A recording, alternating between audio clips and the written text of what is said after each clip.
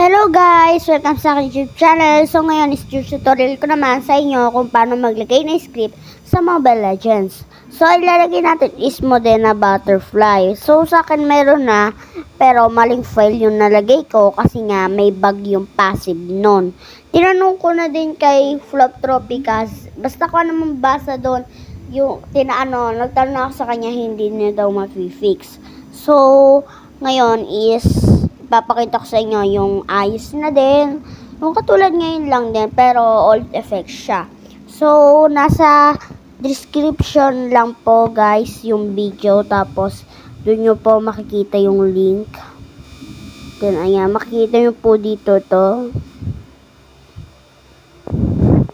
Ayan, download lang natin guys. Details, hintayin lang natin to guys. Ayan, auto-rotate ko lang guys. Tapos open natin. Kailangan may subscriber kayo guys.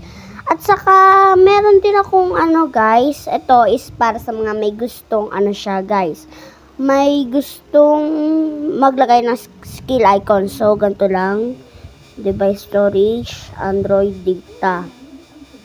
Hanapin nyo yung teka lang guys ha. Hanapin ko lang. Ito. Mobile Legends. Files, router 17 assets. Document. Tapos hanapin nyo yung rescheck conf and XML at Unity 3D. Ayun yung nasa screen po guys. So, i-delete nyo na lang yun. Okay, ganito lang guys. Kiklik nyo lang to. Tapos, kiklik lang yan. Tapos, may delete dito guys. Ayun po guys ha. So, kapag na-delete nyo na yun, i-aan na natin. Babalikan ulit natin yung Chrome. So, ayan. Tapos, ang gagawin natin dito is ikakopy natin to guys. Ay, teka lang guys. Nag-multi-select mo. Kakopy natin, copy. Tapos, device storage, Android data, .com, mobile legends files, Jago 2017 assets, apply to all files, at i-close natin ang ating MLBB. So, ayan guys, na-restart ko na. Ayan, wait na lang tayo.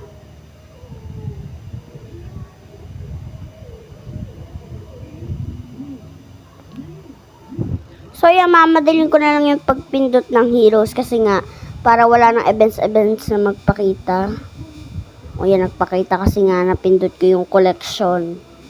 Achievements pala. Then, ito na yun. Tignan nga natin kung tama ba na. Ayan, nagbago ni niya guys. Hindi katulad yung kanina, bago na.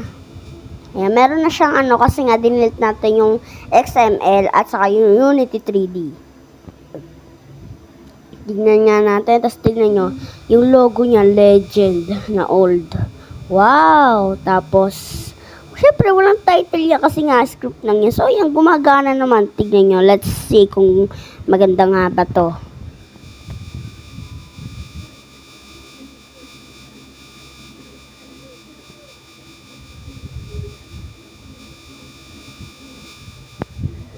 As you can see naman, maganda naman siya at may skill effects din siya.